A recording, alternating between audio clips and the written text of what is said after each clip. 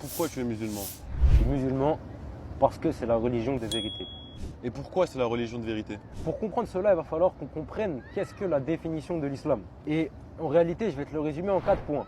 Que si ces 4 points, je te les prouve, Inch'Allah, je vais te prouver que l'islam, c'est la religion de vérité. Premièrement, c'est reconnaître l'existence du Créateur. Ensuite, adorer ce Créateur. L'adorer lui seul. Et l'adorer selon sa loi. Si je te prouve que ces 4 points sont réels, je t'aurais prouvé que j'ai raison de suivre l'islam. Pourquoi crois-tu qu'il y a un créateur? Par rapport à cela, en réalité, il y a 3 possibilités. Soit on a été créé à partir de rien, soit on s'est créé tout seul, soit il y a un créateur qui nous a créés. Et les 2 premières que je t'ai citées, déjà tu comprends toi-même que c'est absurde.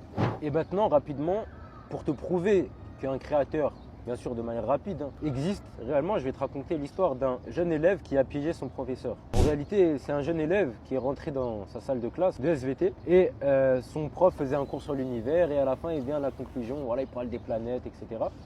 Et il lui dit, voilà, tout ça, ça s'est créé tout seul. Il lui dit, monsieur, je suis d'accord avec vous, votre cours est très bien, il n'y a rien à dire sur cela. Mais par contre, vous ne pouvez pas dire que l'univers s'est créé tout seul, je ne suis pas d'accord. Il y a forcément un créateur. Le professeur pas d'accord, lui dit non, qu'est-ce que tu dis dans mon cours? Il ne le laisse pas parler. Le jeune élève, respectueux, ne va pas répondre à son professeur et va essayer de lui répondre d'une manière plus réfléchie et plus intelligente. En réalité, la récréation, donc l'heure de pause a sonné quelques temps après. Alors que tout le monde est sorti de la classe, le jeune élève est resté dans la classe et a pris un stylo. Il a dessiné une tête d'âne au tableau dans lequel il a écrit le nom du professeur. Ensuite, au retour de la récréation, le professeur est rentré, les élèves sont rentrés. Le professeur stupéfait a vu ce qu'il y avait au tableau, une tête d'âne avec son prénom écrit dedans. Il a direct cherché qui avait fait ça. Tous les élèves ont dit « Qu'est-ce qui s'est passé ?» Et le jeune élève qui avait fait ça, lui, savait que c'était lui.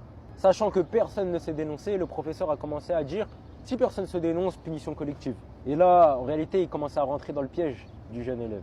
En effet, le jeune élève a dit « Monsieur, vous ne pouvez pas punir tout le monde. Car en réalité, ce dessin, il s'est fait tout seul. » Il lui a dit « Mais non, c'est absurde. Il y a écrit mon nom dessus. Il ne peut pas être fait tout seul, ce dessin. C'est pas possible. » Et le professeur, il lui dit « Non, mais il y a forcément quelqu'un qui a fait ce dessin. Tu ne peux pas me dire que le dessin s'est fait tout seul. » Et là, le jeune élève, il lui dit « Mais monsieur, vous voyez là, la fenêtre là-bas, elle est ouverte. Il y a eu un courant d'air. La craie, elle s'est levée toute seule.